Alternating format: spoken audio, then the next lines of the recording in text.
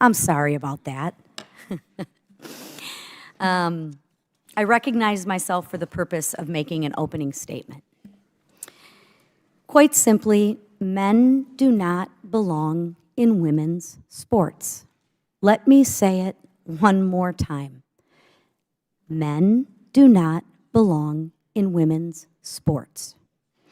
The simple fact is that this needs to be said out loud is really kind of a sad reflection of where the other side is on this issue. There should be no debate about this. However, we are here today because the Biden administration is choosing to ignore the truth, and I might add the science. The truth is that by allowing biological males to compete in women's sports is fundamentally unfair. It is also unsafe. Scientific evidence, and I'll say that again, scientific evidence affirms that biological males and females have unchangeable physiological differences attributed to their sex. Some of these differences benefit male athletes. For example, males typically have greater muscle mass, lung capacity, and bone density than females. All of these characteristics give males a competitive advantage over females. This is why women should compete against women and men should not compete against them. That is what Title IX was designed to protect. By allowing biological males to compete in women's sports, we are placing our daughters in danger every time they step onto the field. This hearing is about protecting women, period. That's it. I'm standing up for the rights of women, children, my daughter, your daughter, our granddaughters. I'm frustrated as I continue to hear about female athletes who are injured by biological males competing in women's sports. I'm a mother. I have 2 daughters. Any parent will tell you that their most sacred responsibility is to protect their children. And that's what I'm trying to do. And that's what this hearing is about. That's why today is about protecting our daughters, our nieces, and our granddaughters. It's time for us to get off the sideline and actually stand up for them. Unfortunately, the Biden administration has shown that it's putting leftist policies before women and girls. In a fraudulent effort to be inclusive, the Biden administration is sacrificing equality. Instead of defending the hard-fought protections that Title IX secured. I mean, think of how long we fought for Title IX, for equality for women. The Biden administration has proposed 2 rules that will drastically alter Title IX. The Biden administration proposed rule redefines sex to include gender identity and expand Title IX protections to biological males. Protections that were created and implemented for women and girls. If the Biden administration is successful, it will mean that more women will lose out on academic and athletic opportunities that should have been afforded to them under Title IX. Again, the whole reason we put together Title IX. Last year, we celebrated the 50th anniversary of Title IX's enactment. For the last 50 years, we've seen Title IX's success in securing equality for women across the country. We cannot allow this administration to dismantle the rights and protections that women fought so hard to achieve. We must protect women and girls, and I encourage my colleagues on both sides of the aisle to stay centered on this issue throughout the hearing. To our panel, thank you for being here today before the subcommittee. I'm looking forward to having this very important discussion with you. And I now recognize the ranking member, Ms. Lee, for your opening statement. Ms. Lee? Thank you, Madam Chair. It's disappointing to me that although the title of this hearing implies a much-needed discussion, we're likely going to be forced to listen to transphobic bigotry. Because actually, protecting female athletes in Title IX is important. Participating in sports provides so many benefits to our young people. Those benefits range from improved mental and physical health to enriched life skills, such as teamwork and goal setting. In terms of mental health, studies show that participating in youth sports is associated with lower rates of anxiety and depression, lower amounts of stress, higher self-esteem and confidence, and reduced risk of suicide. So why are my Republican colleagues working so hard to prevent our trans youth from participating? According to the Human Rights Campaign, in just the first 143 days of 2023, elected officials across the nation introduced more than 520 anti-LGBTQIA bills in state legislatures. 23 states banned trans youth from participating in school sports consistent with their gender identity, with some laws focusing on kids as young as kindergarten. How competitive is kindergarten? You all are working so hard at excluding and demonizing a bunch of kids. I think it's important that we raise the voices of transgender athletes, their families, and teammates. I'd like to read a few of their stories written in the first person. The first from Cece Telfer, a professional track athlete, model, and advocate. I was a former D2 national champion in the 400-meter hurdles. And I am now a professional athlete training to make it on the Team USA and represent them in the following Olympics to come. Sports have given me a plethora of things, but mainly sports have given me strength, taught me how to overcome fear and stand up when defeated. Sports have given me collaborative skills that was developed throughout the years of being an athlete and having teammates. Sports taught me how to stay focused and committed, along with the necessary skills that sports has taught me and giving me clarity and freedom. Transgender women and girls, transgender people are not a threat. We don't play sports to cheat. We deserve the rights as any other women because that's what we are. There are rules and regulation that define our ability to compete. The narrative that builds on myself and trans kids in the community is negative and dehumanizing. It feels as though people don't want us to exist. And in order to change the narrative, because we do exist, and we're not going to stop existing, we need to stop these anti-trans bills. They are dehumanizing and kids are dying. Instead, I believe the government should step up and support trans people on all levels to show that we are seen and have rights and are people just like everybody else. From Ember, a transgender female high school softball player. When I was younger, I played co-ed baseball. I loved it. When the teams became single sex, I no longer fit in. I was teased and ostracized, though the most difficult part was not feeling like myself, so I quit. I came out as trans in 7th grade and wanted to play softball, but my state requires trans girls to take hormones for a year before they can play a sport. So I waited for 3 years. During that time, I became self-conscious, uncomfortable with my body, and lost all of my confidence. I was diagnosed with depression and anxiety. I was finally approved to play on a girls' team in the spring of my sophomore year of high school. Playing on a girls' team has been an incredible experience for me. I have made so many friends and improved so much despite starting so late. My teammates treat me just like everyone else on the team. So do my coaches. My team is part of my family. We are all so different and come from different cliques, but when we're together on the field, we are there for each other no matter what. Every kid should be lucky enough to have this experience. And from Debbie Jackson, a parent of a non-binary teen. My child, Avery, is now 15 years old. Avery doesn't even remember what it was like to be viewed as a boy. We affirmed who they are at a young age and supported a social transition before kindergarten. During that time, Avery was in a co-ed trampoline class at a local gym. The gymnastics classes at the gym were divided by gender, and as we began referring to Avery as our daughter, Avery asked to move into gymnastics. It was one additional step towards being affirmed and accepted authentically. To this day, some of my favorite photos and videos are from the first day of that class when Avery marched so confidently onto the mats with a barely grown out traditional boyish haircut next to a gaggle of other girls with their bouncy ponytails. Avery enthusiastically followed every word of the coach, trying forward rolls and falling off the balance beam with every step, literally every step. Avery was the most gloriously awkward, non-athletic creature I have ever witnessed. I can safely tell you that Avery is still a gloriously awkward, non-athletic creature who will never win in any athletic endeavor. But participating in sports isn't about winning.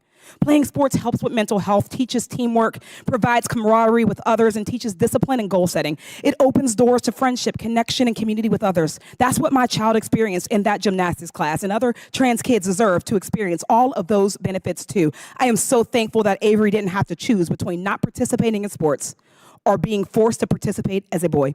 Forcing a transgender child to choose between living an authentic life and playing a game is cruel.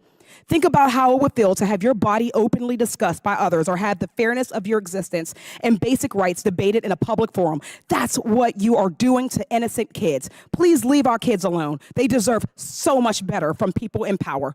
I want to thank these people for sharing their stories and reminding us that this is about children and daughters and sons and siblings and friends. These are real people with real experiences who deserve to feel loved and included.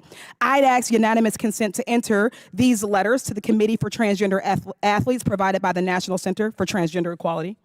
Without objection, so ordered. Thank you. Sports are a vital aspect of education that offers important lessons. Athletics allows young people from diverse backgrounds to engage in healthy movement and play, learn how to work as a team, and form meaningful connections. Madam Chair, I ask that while we sit through this hearing and hear the hateful misinformation I'm sure is going to come our way, let us not forget that children are at the core of this issue. I yield back. Thank you, Ms. Lee. I will now recognize our witnesses for today. Ms. Riley Gaines is a former collegiate athlete for the University of Kentucky and now serves as an ambassador for the Independent Women's Voice. Welcome. Ms. Sarah Perry is a senior legal fellow in the Edwin Meese III Center for Legal and Judicial Studies at the Heritage Foundation. She is also a former senior counsel to the Assistant Secretary for Civil Rights at the U.S. Department of Education. Ms. Kim Russell is the former head women's lacrosse coach at Oberlin College and now serves as an ambassador for the Independent Women's Forum. And finally, Mrs. Fatima Goss Graves is the president and CEO of the National Women's Law Center. Welcome and thank you again for all being here. Pursuant to the committee Rule 9G, the witnesses will please stand and raise their right hands. Do you solemnly swear or affirm that the testimony that you are about to give in this is the truth, the whole truth, and nothing but the truth, so help you God? Let the record show that the witness has answered in the affirmative. Thank you, and you all take a seat. So again, I now recognize myself, I now recognize the witnesses for an opening statement. Let me remind the witnesses that we have read your written statement and we will have it appear in full in the hearing record. Please limit your oral statements to 5 minutes. As a reminder, please press the button on the microphone in front of you so that it is on, and as the members can hear you. You will begin to speak, the light in front of you will turn green. After four minutes, the light will turn yellow, then the red light will come on. Your 5 minutes has expired, and we would ask you to please wrap up. I now recognize Ms. Gaines for her opening statement. Thank you. My name is Riley Gaines, and I'm an ambassador for Independent Women's Voice, and I'm here today to urge you to protect women's sports and uphold the original intent of Title IX. My story is by now well known. I was a student at University of Kentucky, where I was also a member of the women's swim team, finishing my collegiate career as a 12-time NCAA All-American, a 5-time SEC champion, still the SEC record holder in the 200 butterfly, making me one of the fastest Americans of all time. In March of 2022, female swimmers from around the country and I were forced to compete at NCAA's against Leah, formerly Will Thomas. We watched as this male swam to a women's national title, beating out the most impressive and accomplished female swimmers in the nation, including Olympians and American record holders. Despite tying down to the 100th with Thomas in the 200 freestyle, I was denied the trophy because the NCAA claimed it was necessary for Thomas to hold the trophy when photos were being taken. It was clear to me, my teammates, and my competitors that they had reduced everything we had worked our entire lives for down to a photo op to validate the feelings and the identity of a male. But that's not all. In addition to losing out on opportunities to Thomas, we also had to share a locker room and change in front of this 6'4", fully intact, naked male. And as I've testified previously, we were not forewarned of this arrangement. We were not asked for our consent, and we did not give our consent to this exposure and to be exploited. Unfortunately, Thomas was not a one-off. Across the country and in various sports, males are entering women's athletic competitions, being given spots on women's teams, and being granted entry to our locker rooms. There are numerous documented instances of males competing not just in women's swimming, but also in women's track, cross country, basketball, volleyball, field hockey, and other sports at all levels of competition. This issue is incredibly underreported for various reasons. But common sense Americans know intuitively that this is not fair to women. And science, of course, supports that instinct. In fact, studies consistently show males have about a 10 to 12% athletic advantage over females. This gap is evident in almost every sport and at every level of competition. Yes, hormone therapy can narrow this gap, but it cannot close it. And studies consistently demonstrate that surgery and testosterone suppression do not reduce male athletic performance to normal female levels. Take Thomas, for example. He was mediocre against the men at best, ranking 400ths and 500ths nationally, then dominating all of the women in the entire country by body lengths, might I add, in a matter of a year. Not only do women have to worry about losing opportunities and being exploited in locker rooms, allowing men into women's sports also puts girls at greater risk of injury. In September of last year, North Carolina high school volleyball player Peyton McNabb suffered serious injury after a trans-identified male player spiked a ball at her head, rendering her unconscious. Peyton experienced extensive trauma to her head and neck and long-term concussion symptoms. Still to this day, a year and 3-ish months later, she is still partially paralyzed on her right side. Her vision is impaired, her memory is impaired, and she isn't playing college sports like she had dreamed of for herself. Just a few weeks ago in Massachusetts, a male player on the Swampscott High School field hockey women's team injured an opposing player with a shot to the face, sending the female athlete to the hospital with significant facial and dental injuries. Injuries, of course, can and do happen when females are playing against other females, but allowing men to play women's sports increases the likelihood and severity of such injuries. That's one of the reasons why, for 50 years, federal Title IX regulations have allowed schools to offer separate teams for women and men when the sports are contact sports or involve competitive skill. In April of 2023, the Department of Education proposed a rule that, if adopted, would reverse this presumption. Under the proposed rule, women's sports aren't just for women. They're for anyone who simply says they are a woman, unless a particular school can demonstrate to the satisfaction of the Department of Education that keeping a particular team female meets important educational objectives. The new rule mandates that every school in the country must demonstrate the unfairness of male participation on each specific women's team that they offer and develop rules that minimize harm to trans-identified athletes. But what about the harm to us? Who is working to minimize the harm done to female athletes? Let me be perfectly clear. A school that knowingly allows a male athlete to take a spot on a women's team or allows a male athlete to take the field in a women's game is denying a female student athletic opportunity, and that is sex-based discrimination, and it violates Title IX, regardless of what the new regulations might say. It is my sincere hope that members of this committee will take action to stop the Biden administration's illegal and administrative rewrite of Title IX. Of course, there is a place for everyone, regardless of gender identity, regardless of sexual orientation, regardless of race or what sports you play. There's a place for everyone to play sports in this country. But unsafe, unfair, and discriminatory practices towards women must stop. Inclusion cannot be prioritized over safety and fairness. And Ranking Member Lee, if my testimony makes me transphobic, then I believe your opening monologue makes you a misogynist. Thank you. Thank you, Ms. Gaines. I now recognize Ms. Perry for her opening statements. Good afternoon, Chairman McLean, Ranking Member Lee, and distinguished members of the subcommittee. My name is Sarah Parshall Perry. I am a senior legal fellow at the Heritage Foundation. As a former varsity athlete, the mother of a girls varsity athlete, and former senior counsel for civil rights at the Department of Education, I have, as the saying goes, Madam Chair, excuse me, I move to have the gentlewoman's words taken down. The committee will suspend.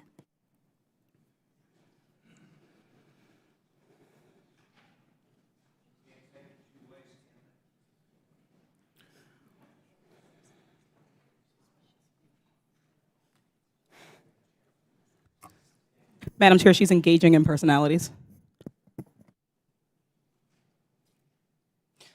Can I just ask how it's fair to be called transphobic? There's a Thing. I would say men disguising themselves as women are engaging in personalities. Order. Hang on. Order. Let's get a ruling. The chair.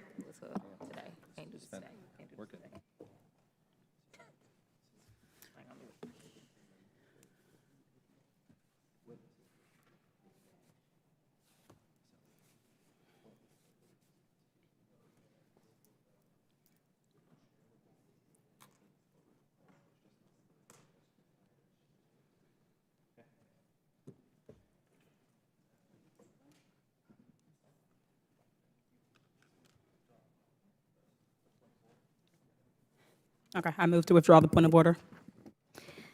Thank you, Ms. Lee. I now recognize Ms. Perry for her opening statement. We can start over. Thank you. Chairwoman McLean, Ranking Member Lee, and distinguished members of the subcommittee. My name is Sarah Parshall Perry. I am a senior legal fellow at the Heritage Foundation. As a former varsity athlete, the mother of a girls varsity athlete, and former senior counsel for civil rights at Department of Education, I have, as the saying goes, skin in this game. What we're discussing today is an athletic scandal, a fraud of unprecedented proportions perpetrated by the federal government on American students. It turns obvious distinctions between the sexes into nothing more than the myths of a bygone era, while expecting female athletes to simply look the other way. In education, one law should stand as a bulwark against sex discrimination, as it has for the 50 years since its inception. And yet, the department's rulemaking on Title IX purports to provide for the participation of men in women's sports, rendering the sex discrimination of old new again. Title IX made possible opportunities for women historically excluded from higher education, athletics, graduate school, scholarships, and more. Because of the law, the rate of girls' participation in high school athletics is now 1,000% higher. Girls now constitute over 56% of American college students and 42% of high school athletes, and 94% of female executives played scholastic sports. Title IX was the crowning achievement of the feminist movement. Its origins incontrovertibly in women's liberation, spurred by statements made by the judge famously, who proclaimed in 1971, "Athletic competition builds character in our boys. We don't need that kind of character in our girls." And yet, by threatening to gut Title IX's guarantee of equality, the department is on the cusp of perpetuating just this type of regressive thinking. There are two rules at issue, the latter of which governs criteria for athletics between athletic interests of women and transgender-identified men. The department has called the rule a compromise, but a compromise it most definitely is not. Instead, it is a self-refuting tangle of considerations, a bureaucratic nightmare for any educational institution to which it applies. It doesn't clarify Title IX's sex-based criteria in sports. It complicates it. It departs from decades of Title IX's application to athletics, obscures the plain text of the long-standing athletics regulation with vague terms, an unworkable standard, and the guaranteed conflict with the contrary laws of 23 states. It balances the equities against the women and girls who are at the heart of Title IX's passage, and impressively does all this while violating constitutional, civil rights, and administrative law.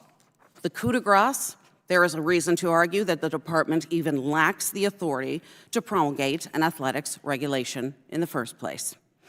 Then there is the rule's refusal to acknowledge obvious sex-based competitive advantages to sport.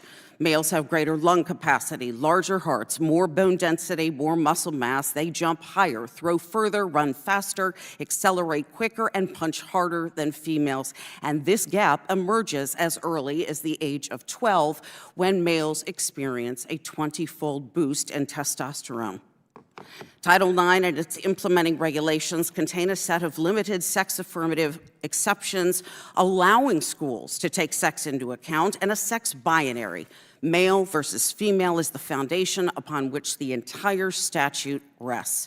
Its use of the words both and either reinforces this longstanding understanding. Even the Supreme Court's determination in Bostock versus Clayton County that sex discrimination in employment also includes discrimination based on sexual orientation and transgender status does nothing to change that, nor did the Supreme Court intend to. When biological boys are glibly classified as girls, the feminist gains of the past 50 years are eviscerated.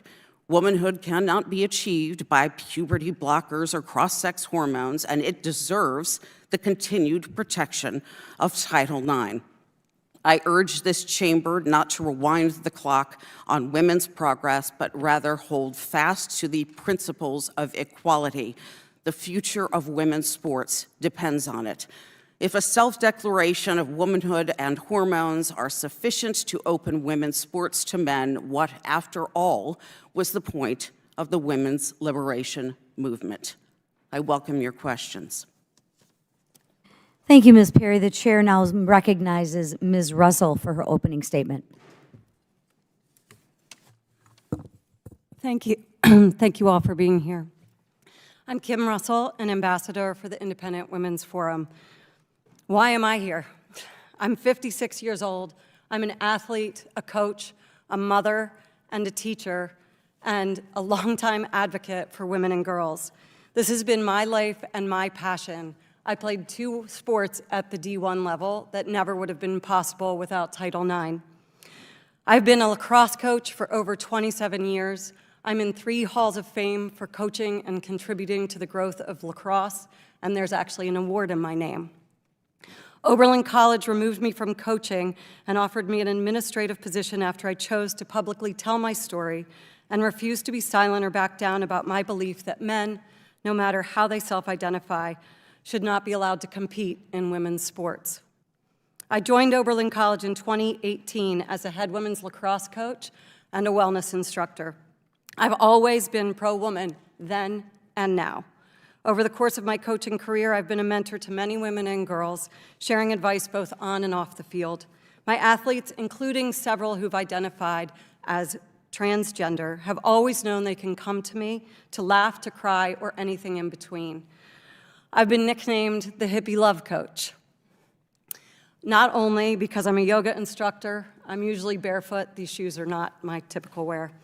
I read energy and coach intuitively, but because I've given countless individuals a safe space to thrive and feel a sense of belonging. In March of 2022, I'd been following the story of Leah Thomas and kept thinking someone would speak up. How could a biological male be allowed to compete with women regardless of a hormone-blocking regime? I was flabbergasted that coaches, parents, administrators, and athletes were okay with this. After Thomas won, I reposted an Instagram post on my personal story that said, "Congratulations to Emma Wayant, the real woman who won the NCAA 500-yard freestyle." I added my own short commentary.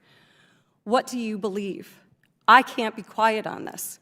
I've spent my entire life playing sports, coaching, and starting sports programs for girls and women.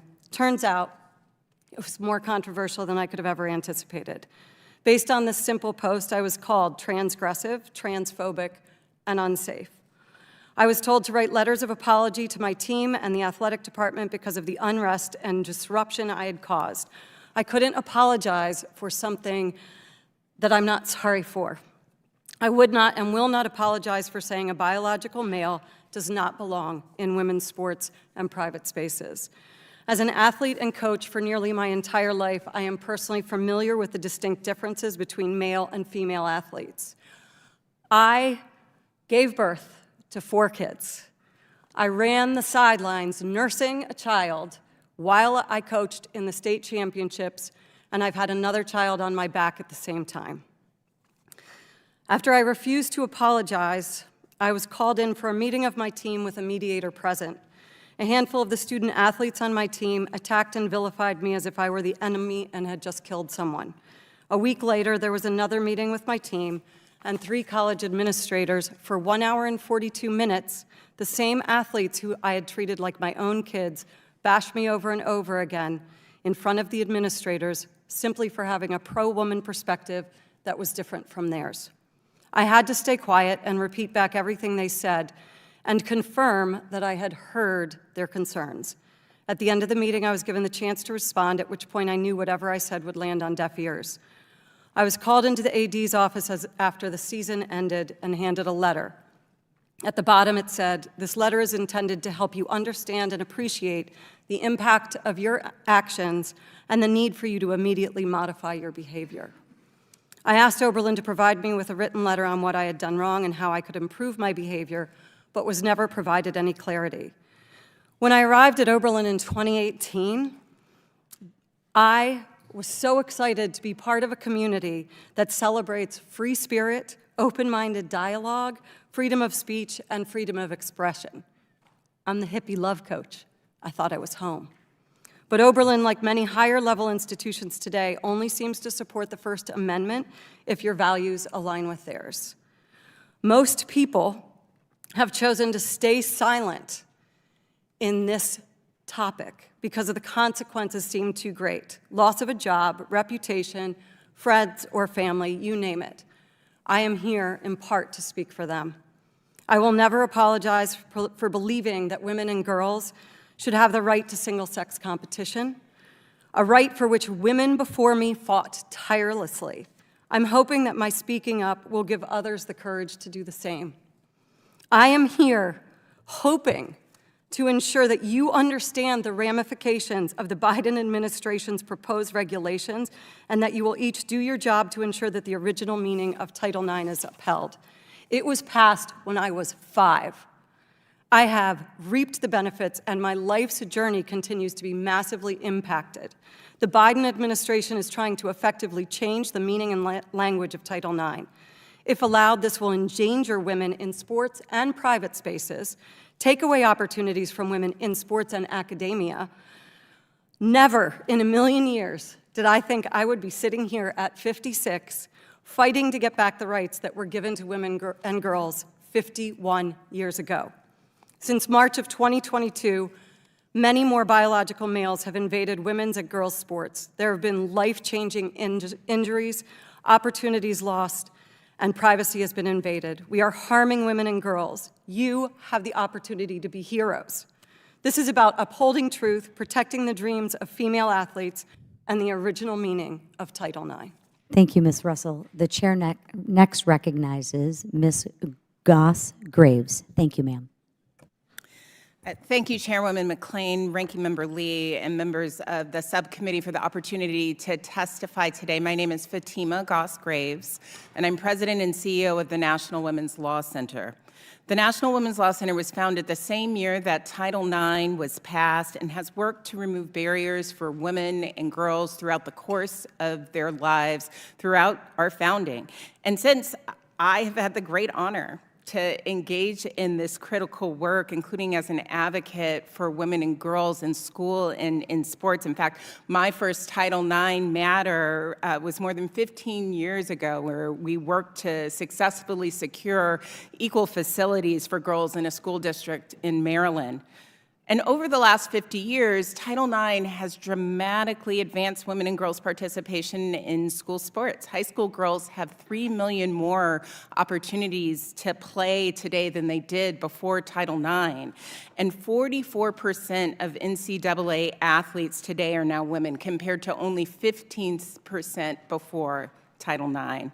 But significant barriers to gender equity in sport persist.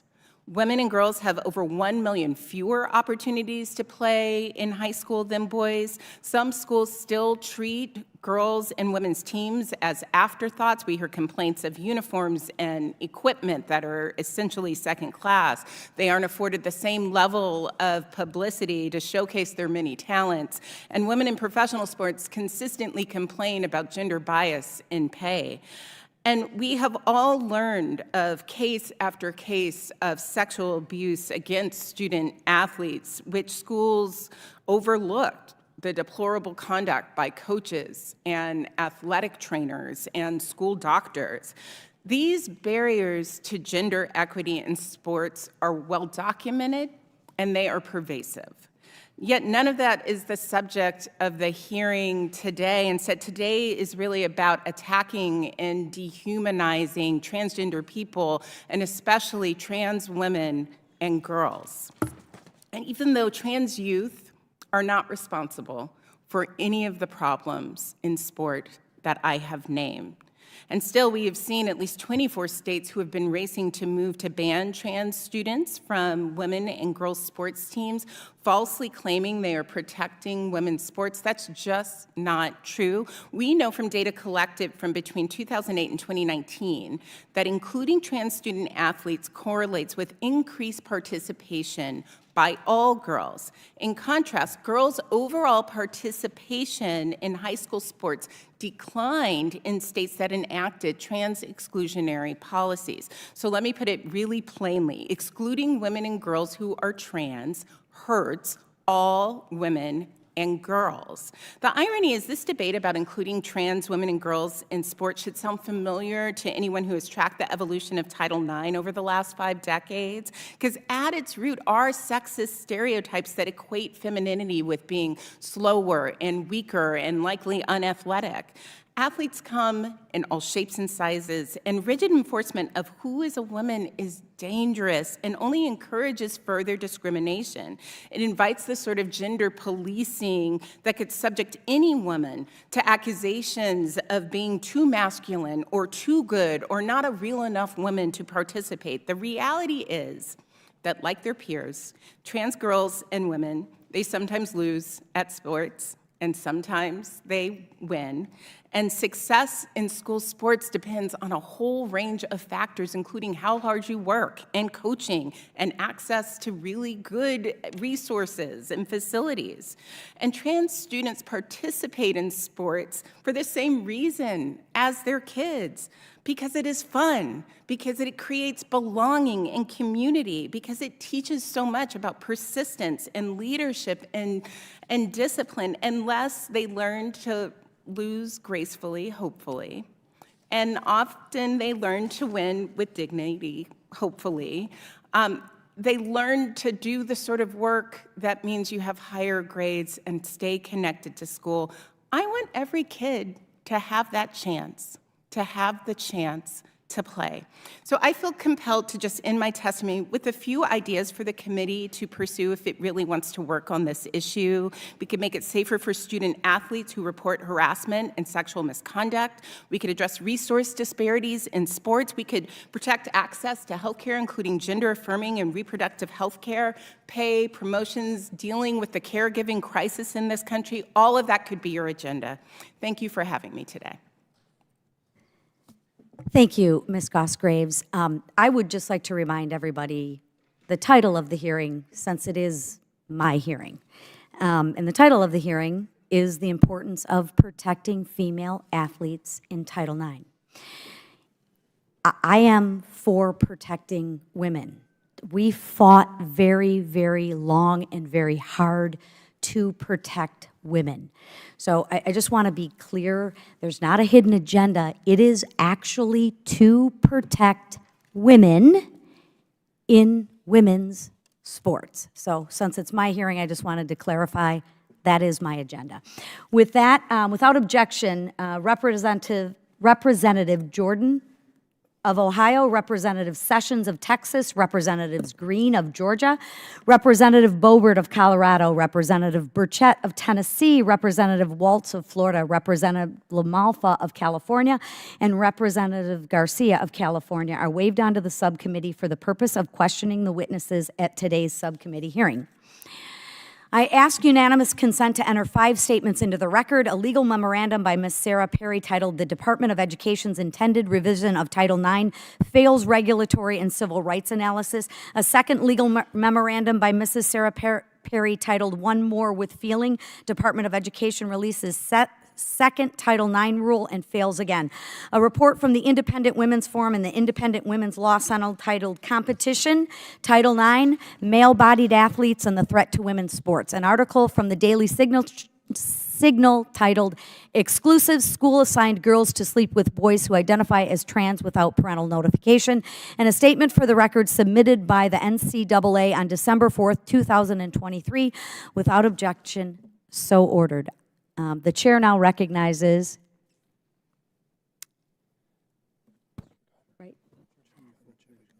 Chairman Comer. All right. Thank you, Madam Chair, for holding this hearing, protecting female sports in Title IX.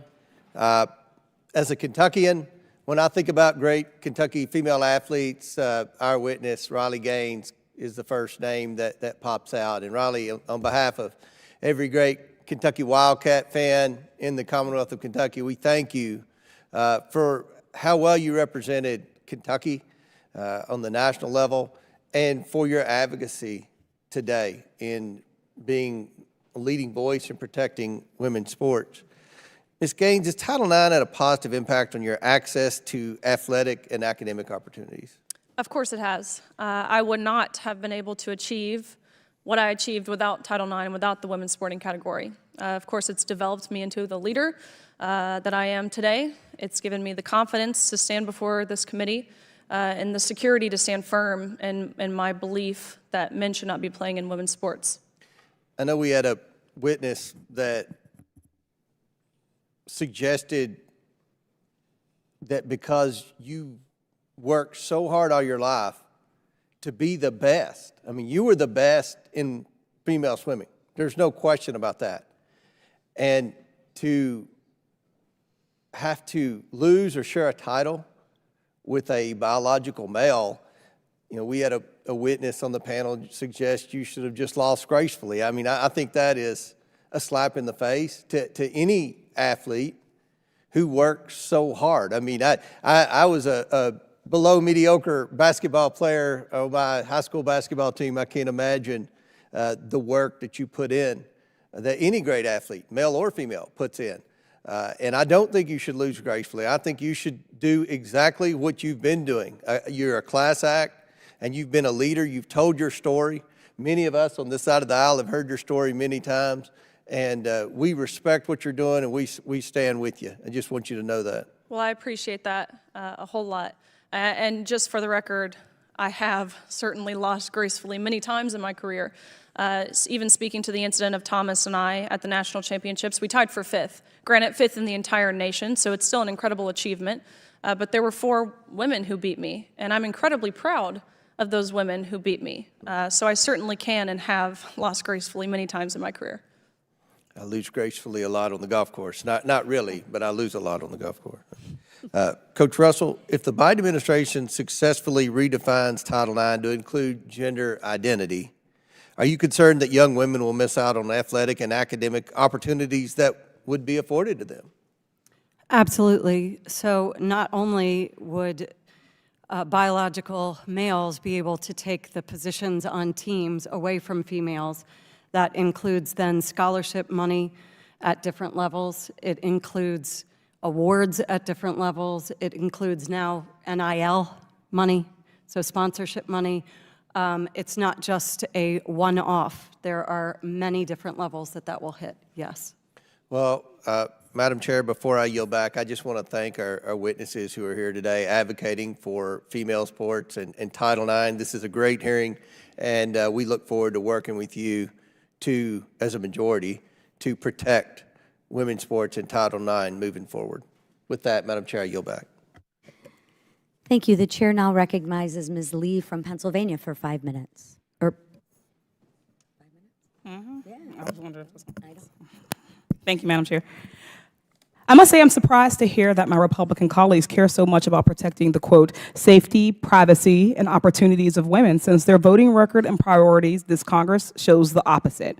A report released last year in conjunction with the 50th anniversary of Title IX found that men's athletic programs received more than twice as many resources as women's programs in 2020, and that expenditures for recruiting and compensating head coaches and assistant coaches favored male athletes nearly 3 to 1.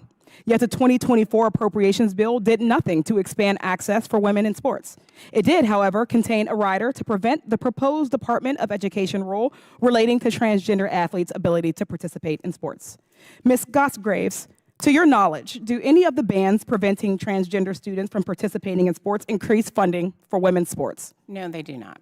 Do any of these bans improve playing fields or increase the number of women's teams? Absolutely not. Do any of these bans provide resources to expand recreational sports opportunities for low-income female athletes? No.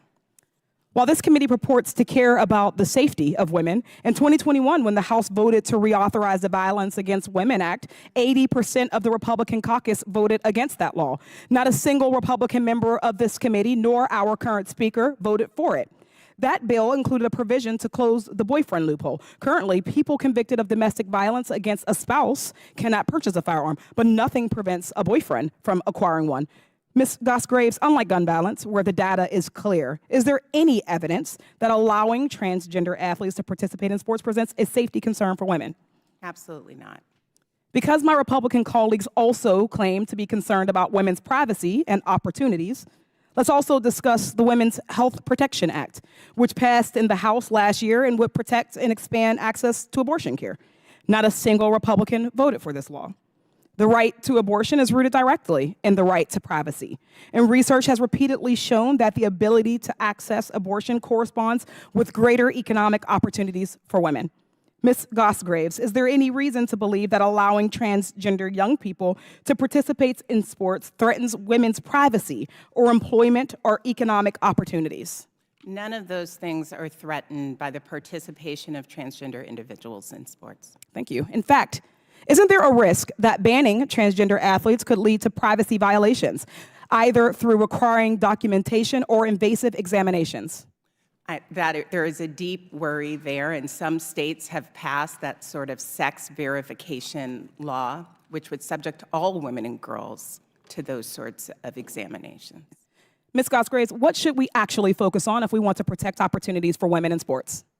There is an opportunity right now to promote further resources to address sexual abuse that is happening in sports, to provide the sort of resources that mean more kids have an opportunity to play, and to advocate that the Biden administration finalize this rule that has been waiting for so long. That's where we are. We've seen these same misguided arguments before, rooted in false stereotypes, when athletes of color tried to integrate white sports leagues who were accused of taking away opportunities from white athletes. Black women in sports, whether they are cis, trans, or intersex, constantly encounter shifting rules and expectations as a reprimand for their success. They are accused of doping or cheating in order to win. People make cruel remarks about their perceived femininity and create racist depictions of their physicality, all in attempts to discourage and exclude them from competing, and ultimately to keep them from winning. They were wrong then, and they're wrong now.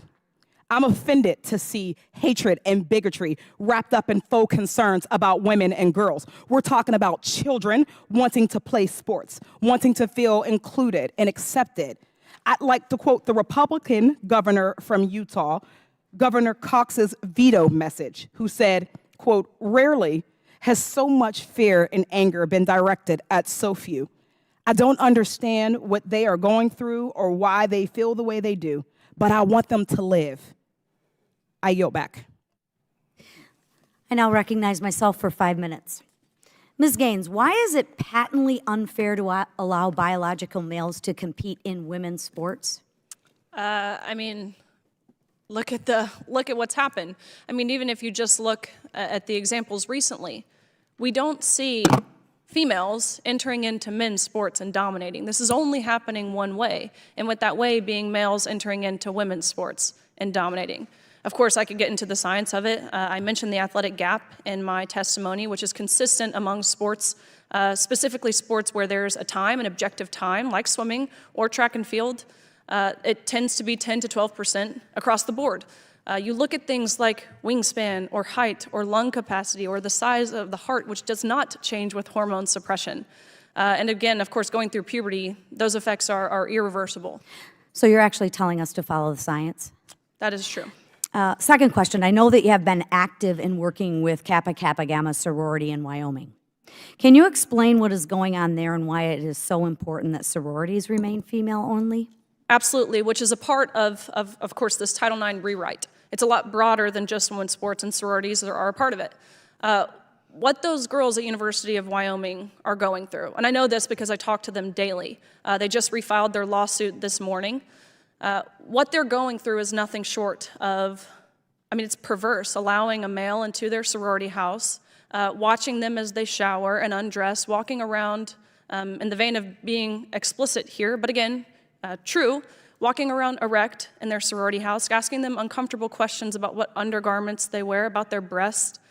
That's violating for any young girl, especially a college-age young girl who was promised sisterhood, mind you. Granted, these girls got the brother they never wanted.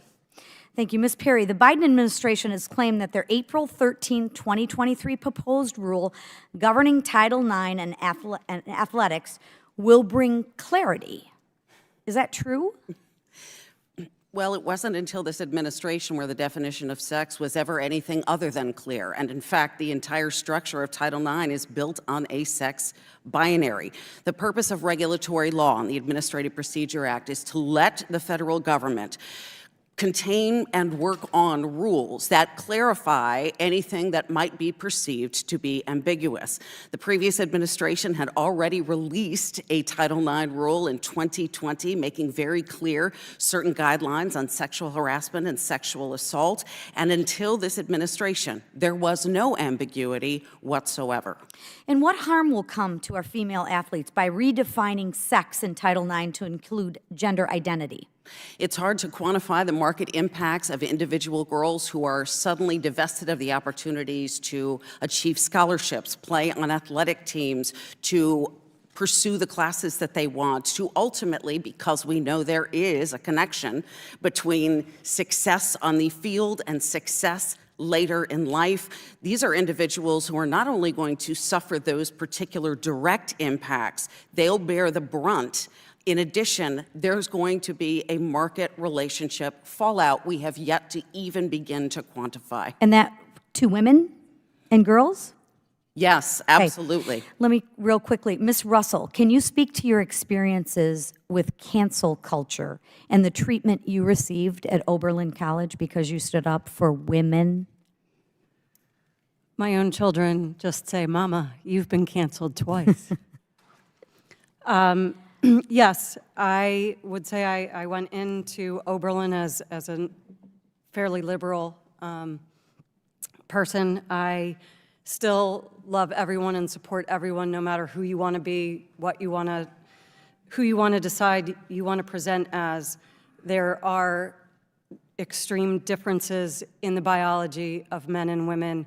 I've experienced it as an athlete and a coach and a parent. As an athlete, I chose to play co-ed field hockey as an adult. My worst injury I've ever had came from that. A man fell on top of me when I fell this way. I'm 5'4", maybe 120 pounds soaking wet. I haven't ever been bigger except when I was pregnant. When he fell on me, 2 of my ribs popped off of my sternum. Those are the kind of injuries, and what happened to Peyton McNabb has recently happened to another high school athlete in California whose dad is too afraid to say anything. And this cancel culture, what's happened is kids are too afraid to say anything. Parents are too afraid to say anything. Coaches are in massive fear of losing their jobs. Professors are in massive fear of losing all their for jobs. standing up for women. Yes. Thank you, Ms. Russell. And with that, my time is done. The chair now recognizes Mr. Raskin. Thank you kindly, Madam Chair. The ranking member quoted the Republican governor of Utah, who said something to the effect of, never before had he seen so many be so cruel to so few who just wanted to participate. And Ms. Goss-Graves, let me start with you. It sounds to me like what we're mostly talking about here is the women who are at the very highest levels of their sport in the final competitions. We're talking about the very best. But do you get complaints about this, or have you heard complaints about this just with people participating in either co-ed sports generally or transgender athletes who are part of an intramural softball league, or people playing not for very high stakes, but playing for the reason most of us play, which is to get exercise and have fun? You know, about 24 states have been racing to try to ban transgender participation in sports at all levels. And many of those states have struggled to identify any transgender individuals who are actually playing sports.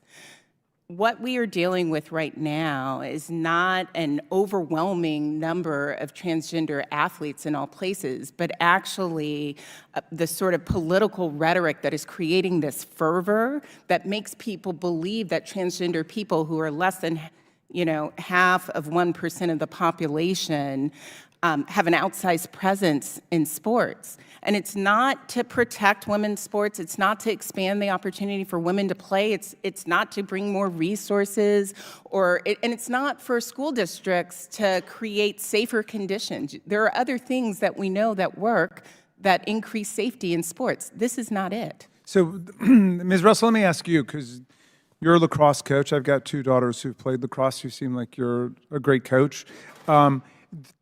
Tell us, first to answer that question, are we talking about just the highest level of sports where you're identifying a problem? I mean, is it a problem to have co-ed sports or transgender kids playing at a lower level for intramurals and stuff like that? So nobody has here that I've heard has said anything about outlawing transgenders from playing sports. And you don't favor that? No. What I am saying personally, and I believe I've heard here, is that I don't believe that biological males should be playing on exclusively women or girls teams.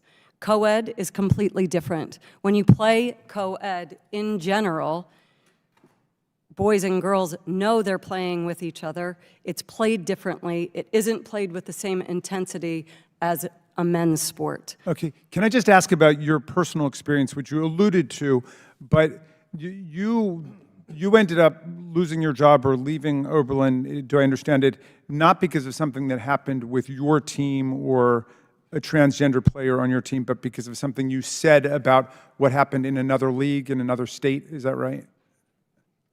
Did I follow you? Or just tell me what the story was. I didn't follow. So I'm sorry, are you asking why I'm no longer coaching there? Yeah, I thought that you were telling us the story of that, but I couldn't quite follow the logical sequence. Maybe it's not related to that. I thought that it was related to your views on this. So I told the story publicly, and the college did not. What story did you tell? I'm sorry.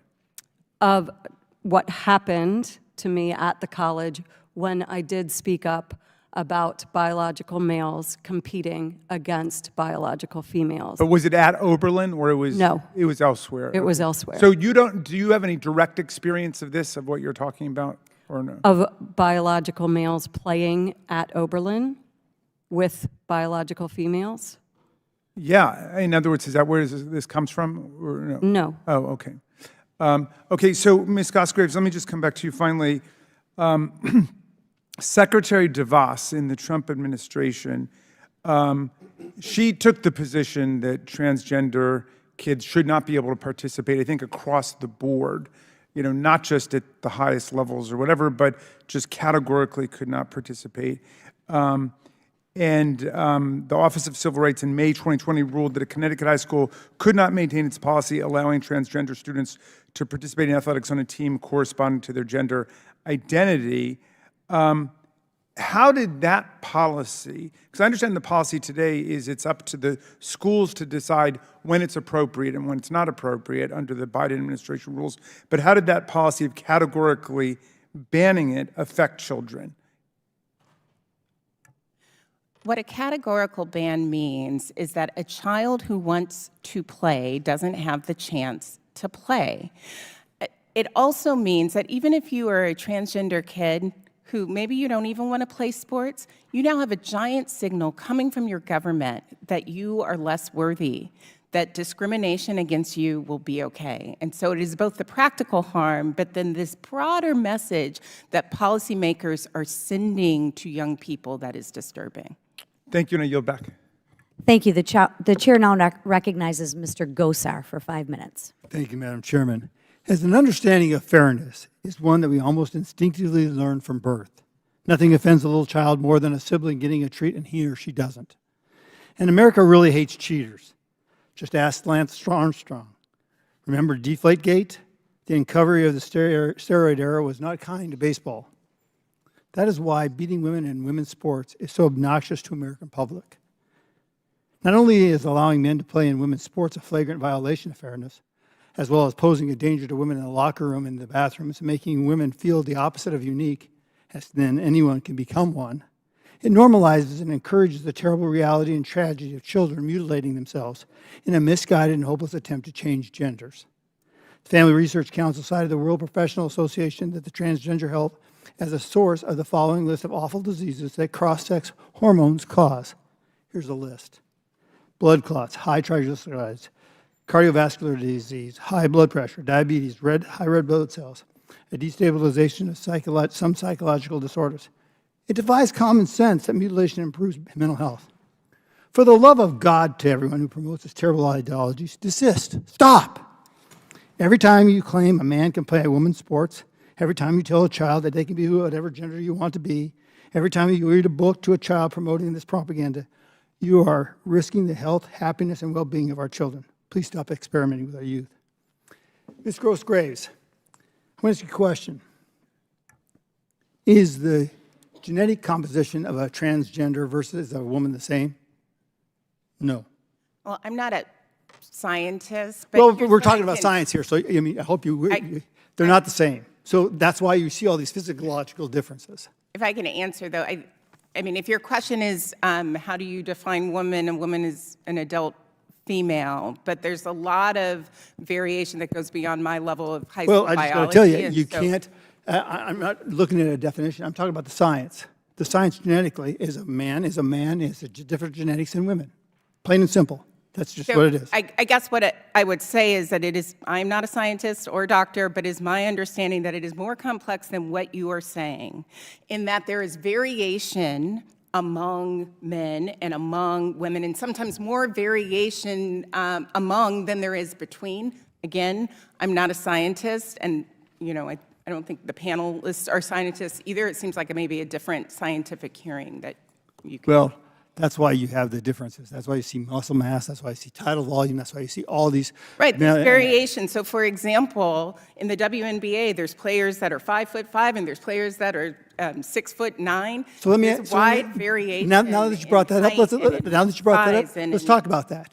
So the center for the Arizona, the Phoenix Mercury, she had to get a genetics test to prove that she was a woman.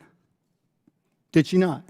You know what? She did. And it's actually going to the problem with these sorts of sex verification and sex texting. Well- That when I think about what all women, but especially Black women whose bodies have historically fell outside the sort of typical, what's considered the typical norm, the idea that people would have to prove up their femaleness to play, it's horrifying, and it's going in the wrong direction. I don't think anybody wants that, especially for I young theoretically children. disagree with you. I think we've got to be real with people about what their aspects are. Riley, how does playing in women's sports affect?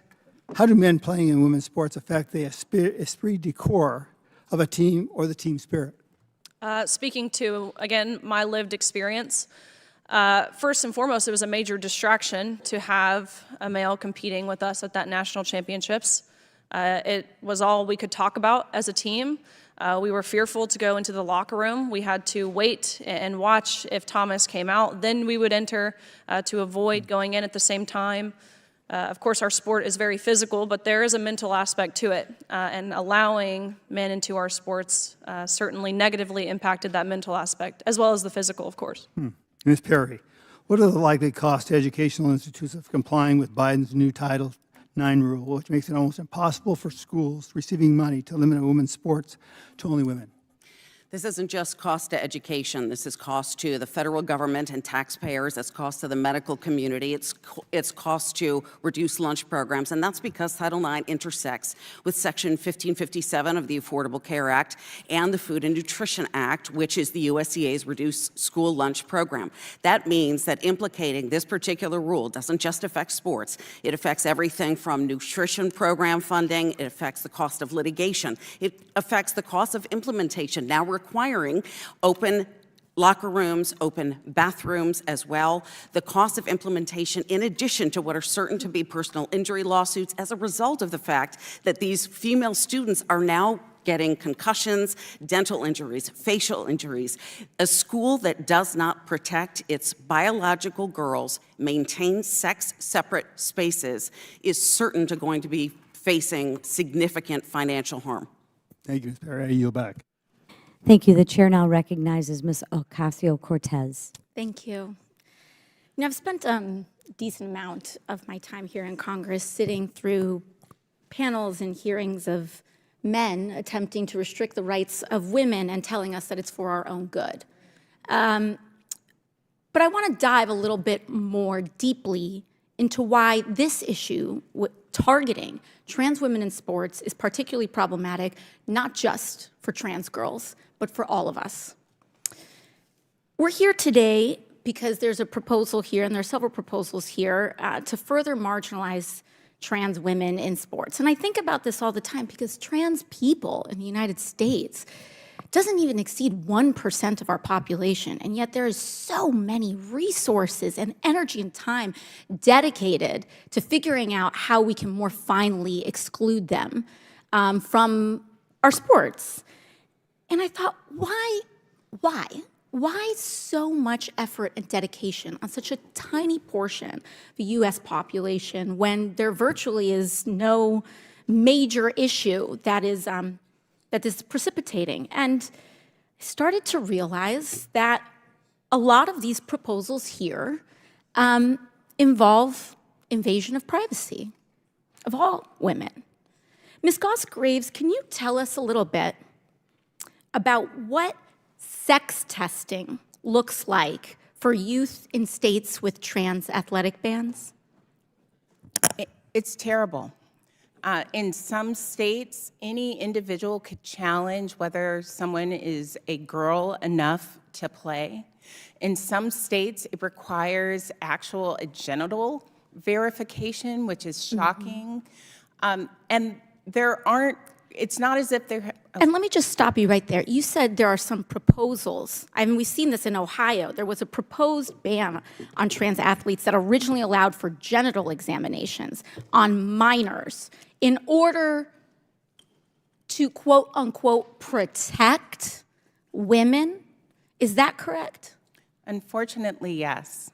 And so we're seeing here, in this guise, under the guise of not only trying to further marginalize trans women and girls, we are talking about opening up all women and girls to genital examinations when they are underage. That's right. Potentially just because someone can point to someone and say, I don't think you're a girl. That's correct. And we're saying this in an environment of a post-Dobbs America where states are criminalizing access to abortion and want nothing more than data on women to figure out who's getting a menstrual cycle, who doesn't have one. And we're supposed to believe that this is going to make us better and safer? I think not. And per usual, I don't believe we're sitting here in a panel of men that has actually thought about the biology and privacy consequences of all women, trans or cisgender here. Ms. Goss Graves, in addition to that, are there certain groups more likely to face discrimination under these bans when it comes to, and what you were speaking to, particularly when it comes to Black women and girls? Yeah, we have seen that there are examples of Black women who are even professional athletes whose bodies have been more examined and demonized. We've seen that with my fan favorite, Serena Williams, whose body is often talked about. That sort of challenging them for who they are, if it is codified into law, is something that we would expect to see more. And this also deeply intersects with a secondary issue, which is racial bias in the medical field. When we have vast proportions of populations that have been studied and tested are not racially or otherwise identity-based representative of the broader US population. And so what gets determined as a norm oftentimes gets pegged to largely white populations that have been studied, and then Black women and girls are then further subject to marginalization. This has been in your experience and what you've seen as well, right? That's correct. And so we're supposed to sit here on this side of the dais and to Ranking Member Lee's point, see a party that has voted against women's access to abortion, voted against our right, the Lilly Ledbetter Equal Pay Act, voted against the Violence Against Women Act, voted against our right to have access to contraception, and also doesn't even vote for equal funding, equitable funding in women's sports. And I'm supposed to believe that this is who's looking out for my best interests? I think not. And to that, I yield back. Thank you. The chair now recognizes the gentleman from Wisconsin, Mr. Grothman. Yeah. Second hearing I've been at today. Earlier today, we had a hearing on anti-Semitism on campuses. The only but they kind of flow together because both show the complete lack of common sense of the people running our universities today. So two different hearings, but we get the same thing out of it. I'm going to start with Ms. Gaines. You had participated in a small group that I was with earlier, and I learned something kind of out of this. This whole thing is kind of based on the idea that, you know, people are one way or the other. As I understand it, is it true that if people go all the way in transgender, that that they still have to take hormones? That they really, you know, like if a boy becomes a gal, he still has to. He doesn't become a gal all the way. He still has to take hormones to deal with this. So different governing bodies of different sports have different rules. So for example, FINA, which is the International Governing Body of Swimming, now has implemented a rule that says if you've gone through male puberty, you cannot compete with women. But then you have other sports, such as soccer, that says you can have, it's a testosterone threshold. So I believe now it's 10 nanomoles per liter of testosterone any person, male, female, can possess and still be allowed to play on the women's team. So it varies by sport, but specifically the NCAA, they had a blanket policy in 2010 that just said 12 months of HRT, which of course is hormone replacement therapy. One thing I always wonder about this, and I'll ask Ms. Perry, and if you don't have an answer, that's okay. As I understand it from what I've read, the vast majority of people, 80 to 95%, who go what they call discordant gender identity, eventually come back to their original gender. And I sometimes wonder, as we normalize this idea of guys playing in women's sports, are you kind of creating a situation which would be tragic if it's true, that some of these guys are now never going to switch back because their whole social setting is praising them for switching? And I think it would be just kind of too bad if they would have been the 80 or 95% had snapped back, but because of this, they won't. Do you think that's a concern, Ms. Perry? I think absolutely it's a concern. In fact, studies show that 75 to 90% of children, if they are allowed to progress through 75 to 90% of children, if allowed to progress through normal puberty, eventually make peace with their natal biological sex and avoid the trans dilemma altogether. We also know, based on studies, that social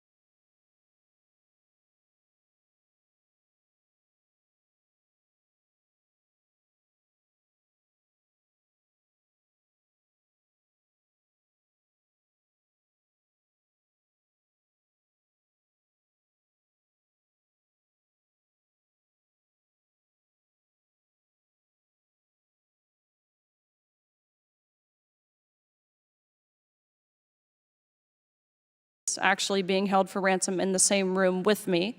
The university released a statement. It was Dr. Jamila Moore, who is the Vice President of Student Affairs at San Francisco State University. She released an email to their entire student body saying she was so proud of their brave students for handling me in the manner that they did, applauded them, and then gave them counseling resources to help cope with my presence on their campus. Do you think that there should be accountability for a man who hits a woman? Absolutely. Do you feel that you are personally being basically outed by even some members up here because of the fact that you're standing up for women's sports? Yes, I believe being called transphobic for saying that women deserve privacy, that we deserve safety, that we deserve equal opportunities, we deserve to maintain our dignity. I believe that is certainly an attack on my character, for sure. I would just like to clarify for the record, I do believe in a woman's right for self-defense. So, I mean, as someone who has personally applied for my concealed carry, I think that you should do the same because obviously you're being attacked. And I think that that would be a great second debate here with House Oversight. But I think that that's something that you should consider doing, being that you've received threats because of what you're doing currently. So just for the record. I'm way ahead of you. Got it.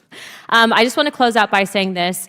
You know, up here, especially being a new mother, I find it very ironic that people that seemed that they would champion women's rights are now throwing someone like you under the bus.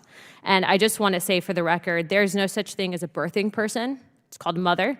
There's no such thing as chest feeding. It's called breastfeeding. And finally, there's no such thing as equality for women if you're attempting to eliminate them from sports. Thank you, Ms. Gaines. Thank you. The chair now recognizes Mr. Sessions for 5 minutes. Madam Chairman, thank you very much, and thank you for holding this hearing. I would like to, if I could, engage at least Ms. Perry and Mrs. Russell as coaches and people who've been in the sport for a huge number of years. You've recognized the NCAA and their authority over sports as it conducts itself. What I believe is they've always tried to create fairness, whether it's betting, whether it's hundreds of rules and regulations about recruiting, things that they have rules on literally A to Z. I was an athlete. I don't remember if it's a D1 or D2 school, quite honestly, because if I called it D1, I think it used to be a D2 school. It's now a D1 school. But I was a D1 or 2 athlete and went through a number of rules and regulations and right and wrong and good and bad and how things work, and have been used to that as one of my sons is a recruited D1 athlete. And the NCAA has a lot of governance, and they always tend to know the answer, and they always tend to have a rule governing what I think is fairness, but also safety. This seems like to me that the NCAA, if they're the governing body over what occurs at NCAA meets or matches, should be very concerned about this. What do you believe, where do you believe they have failed to provide guidance and governance and safety in this issue? Either one of you, please. I can say specifically that the NCAA has kicked the ball down the road, as it were. They have decided to leave leadership of the governing sports organizations to their own rules, developing whether or not individuals need, for example, testosterone suppression, or whether or not sports can be separated by biological sex.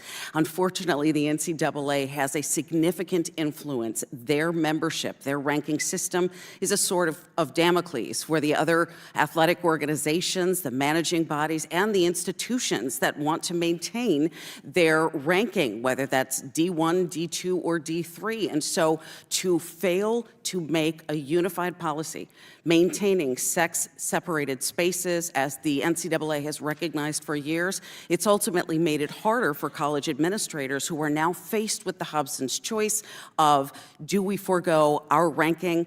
Do we forego the revenue that comes with it? Or do we essentially toe what is coming from the federal government's party line that sex equals gender identity?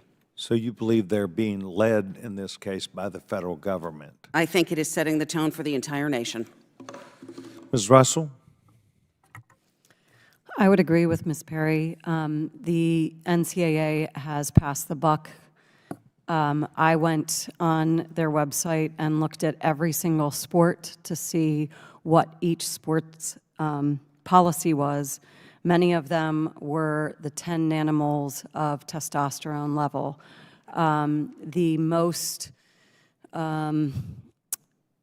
The ones that had the strictest rules against biological males were triathlon and water polo.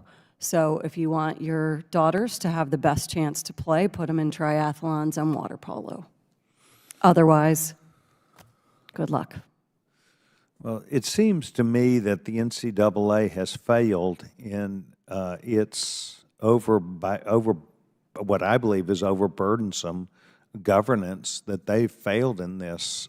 Ms. Gaines, you and I spoke last August in Colorado, and you were still very appropriately really shocked and surprised that this even happened without your notice, without your consent, without the coaches being aware, and you considered it to be an assault. I'm going to use those terms, that you were faced with a male in a locker room.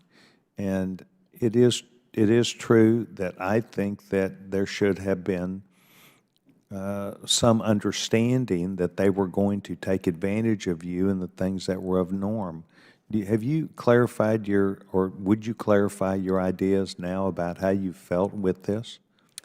Just as you said, I do believe it was an assault, and to sum it up in words here, of course, undressing next to a male who's also undressed, of course, it's awkward, it's embarrassing, it's uncomfortable, but I believe the best words to describe this, of course, it's utter violation, it's betrayal by the people who were in place to protect us, at least supposed to protect us, and I believe the best word is traumatic, and not even necessarily traumatic because of what we were forced to see, or again, how we were forcibly exploited. It was traumatic to me and my teammates to know just how easy it was for those people in power who created these policies to totally dismiss our rights to privacy without even a second thought, without even bare minimum forewarning us. I want to thank each of you for being here today. Madam Chairman, thank you very much. I'll yield back my time. The chair now recognizes the chairman of Judiciary, Mr. Jordan. Thank you, Madam Chair. I want to thank all our witnesses for being here as well. It seems to me there are sort of two problems here. There's the fundamental problem, which is, letting men compete against women in sports is just crazy. I love what Governor Huckabee Sanders said in response to the State of the Union. She said, the divide in America today is normal versus crazy. And this is one of those obvious divides. It is crazy to think it's okay to let guys compete against girls in sports. That is just a given. The whole country knows that. Anyone with common sense understands that. But I'm also more concerned, or maybe not more concerned, just as concerned with what happens if you speak out against it, which is exactly what happened to Ms. Russell. Because Ms. Russell, my understanding is you had you coached what? Yeah. First you were a Division I athlete, is that right? Yes, that's Division correct. I lacrosse player, and then you coached for, I think, 20, if I read your thing, 27, 28 years you coached? Yes. So you're not just some rookie coming off the street. You've coached a long time. You've had all kinds of success, right? You won awards. I think you run the national program at some other, not in the United States, but somewhere I read in your thing. Where do you run the national program? The U.S. Virgin Islands. So you're an accomplished coach, but because you said what was normal, you got fired. Is that right? Because I said what was normal, it was not liked. Yeah, and I was canceled. I shouldn't say fired. Yeah, you were canceled because you weren't allowed to coach anymore. They moved you somewhere else. I read your testimony last night. They moved you somewhere else in the athletic department or in the university at Oberlin. Is that right? Correct. Yeah, and I always tell people, don't think they won't come after you, because I don't think you're not some crazy right-wing conservative Republican, all right, Ms. Russell. You're just a coach. In fact, you even used the term, what did you say? You're the hippie love coach. That's not exactly how you describe normally not how you describe Republicans. So this is your words. You've been nicknamed the hippie love coach. You work with all your student athletes, even I think you even said some who are transgender. Yes, I've coached 3 transgender students. And in my support after I spoke out, I have had many gay men, many lesbians, and a group of transgender athletes and people who aren't athletes let me know that they support this. They support that women's sports should stay female only. Yeah, and they were willing to confide in you because they trusted you. They knew you were a good coach. They knew you were there to help the student athlete. They understood that. They're willing to come, but that wasn't good enough. This is the part that is so frightening. It's never good enough for the left. It's always got to be every single thing they want, or we're coming after you. Even if you're the hippie love coach, they're coming after you. And that's what they did to you. I mean, this is how the left, this is how the cancel culture mob operates. It's a total attack. So this is bigger than, as bad as it is what Ms. Gaines described, what she had to go through. And if I remember your story right, Ms. Gaines, you won, but you weren't able to be number one because of this Leah Thomas individual. You actually won I mean, bad enough as that is, this attack on the First Amendment and your right to speak out against that is just as bad and just as scary, because that's across the board. And I tell people all the time, you have 5 liberties under the First Amendment. Your right to practice your faith, your right to assemble, your right to petition the government, free press, free speech. The most important one, by far, is your right to talk. Because if you can't talk, you can't practice your faith, you can't share your faith, you can't petition your government, and you spoke out against something that anyone with any common sense knows is ridiculous, and they came after you. That's why this panel, and Chairman, thank you for doing this. This panel and this subject is so darn important because it's fundamental to who we are as a country. You can't have a country if you're only allowed to say what the left says is okay. And for people who stand up and defend that, they need to, Miss Goss Graves, I don't know, I wasn't able to be here for all of this, but my guess is you're defending this idea that guys can compete against girls. Maybe not, I didn't hear it. But don't think they won't come after you at some point too. I mean, here's how bad the left is. The left, Dianne Feinstein, liberal, iconic senator for the left, wasn't even good enough for the left. It was the Dianne Feinstein Elementary School in San Francisco. They went back and found something she said 30 years ago, and they said, we got to rename the school. So no one is safe. If they can go after Miss Russell, 27 years coaching, for saying something that everybody knows is true, then come after anybody. And that is a dangerous world to live in. I didn't mean to speak that long. I actually wanted to let you guys talk. And Ms. Gaines or Ms. Perry, if you want to say something, go right ahead. I think what we're seeing is sort of this philosophical devolution on truth. We've gone from an ontological perspective on truth. Truth is truth no matter how you feel, to a consequentialist approach on truth. Truth is truth so long as it doesn't hurt your feelings. The law doesn't care about feelings. The law is the law so that we have a method of American constitutional governance. And Title IX and the Constitution are very cut and dry. It doesn't matter whose feelings are hurt. And if there are indeed less than 1% of individuals in the country who are transgender, as Representative Garcia mentioned, why the urgency from the Biden Department of Education to suddenly upend 50 years of civil rights protections for biological women who benefit from Title IX? That is throwing the entire canon of civil rights law on its head. Thank you all. Madam Chair, thank you.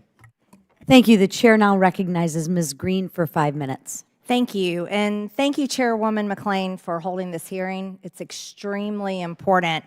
I say that not only as a former athlete, but also very proud mother of a daughter who played her entire life, earned her D1 scholarship to her sport, which was softball. I'm so proud of her records, and I'm also very grateful. She never had her opportunities, her records she set, stolen from her from a biological man trying to replace her, beat her, dominate her in her sport. So I'm very thankful. I can't believe we're here, though. I can't believe we're holding a hearing today. As a matter of fact, I can't believe many things. Today we have something called gender-affirming care in our country, which is really cutting off the body parts of people in order to make them feel like they're another gender, which is completely wrong. And this is something being pushed on kids, cutting off their breast, castrating them, which really will lead to lifelong debilitating conditions, physical conditions, and mental illness. Hopefully not suicide, but unfortunately that is the case.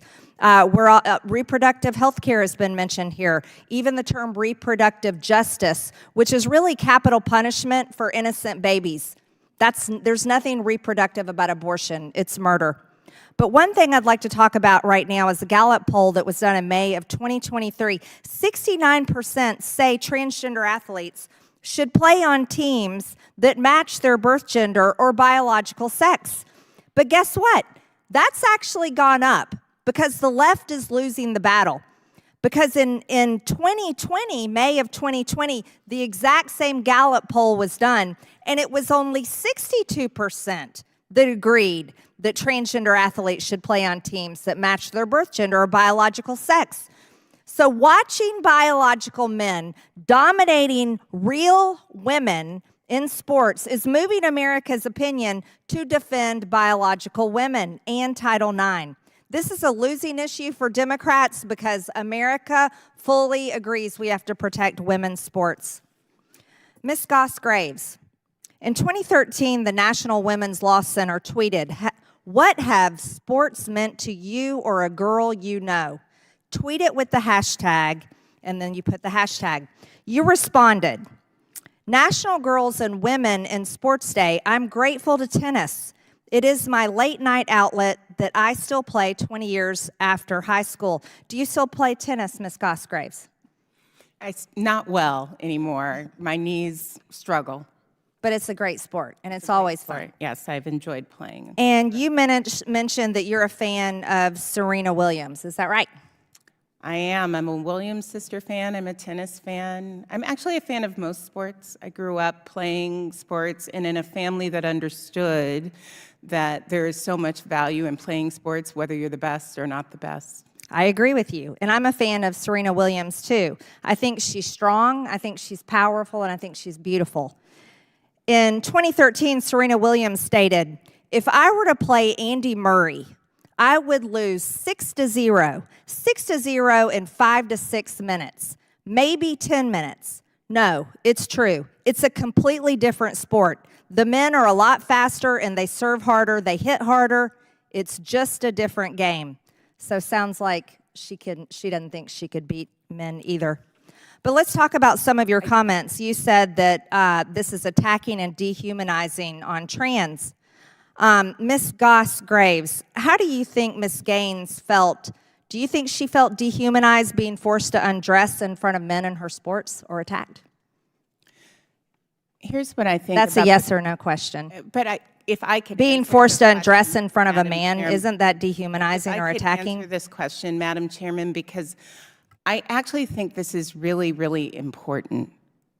The issue of privacy in locker rooms and in bathrooms, there's a wide range of So ways you feel like for Ms. Gaines should have had privacy? To address that. You could put up a curtain, you could put up a door, you could have rotations. There are I so reclaim many my time, ways Ms. Goss Graves. to Ms. address Gaines, that, did you and feel what attacked and dehumanized? Ms. Gaines, did you feel attacked and dehumanized? I certainly did. And in swimming locker rooms, there are no curtains, there are no stalls, there are no doors. But there could be. There could be curtains. This is, I reclaim my time. It's Ms. Gaines right now.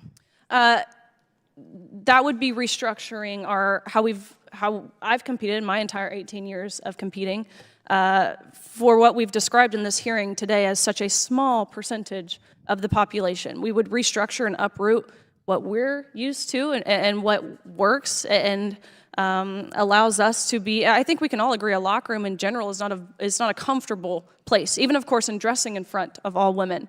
But growing up a swimmer in that environment, again for 18 years of my life, you become comfortable being vulnerable in that environment. And my teammates and my competitors, we had our vulnerability stripped from us by the leaders of the NCAA, and again, those who implemented this policy.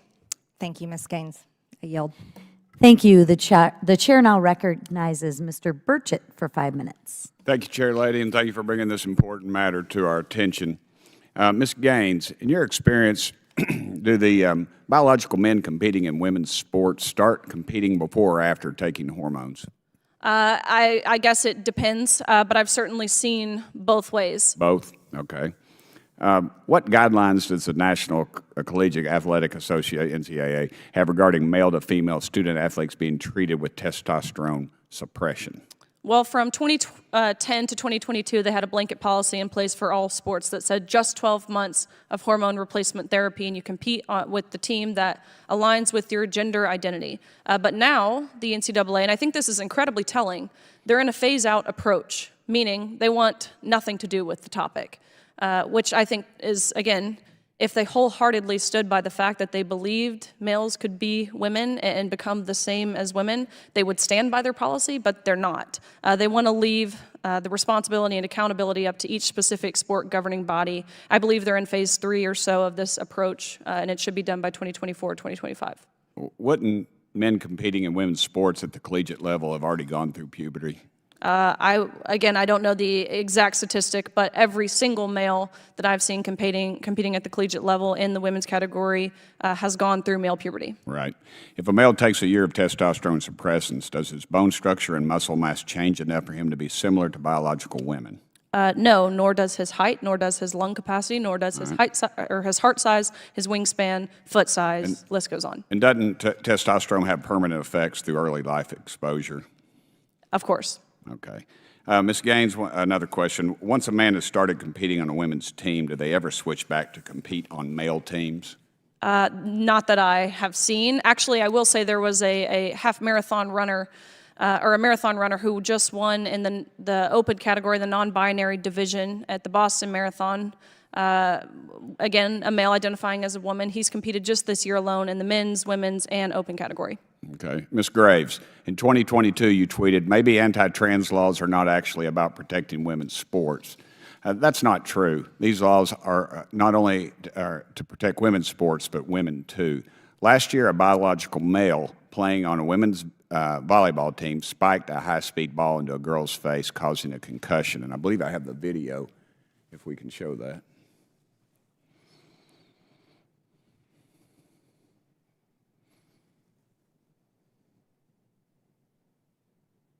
You see, he just rifled it right into her head. And that's not the only example. Recently, during a field hockey game in Massachusetts, a biological male hit a female player in the face, reportedly knocking her teeth out. In another instance, 3 female rugby players were injured by a biological male player. And these are not just things that these are not just rare occurrences. You can find them all over the place, even in Tennessee, if you would look close enough. Ms. Graves, do you have any concerns at all about biological males competing in women's sports injuring females?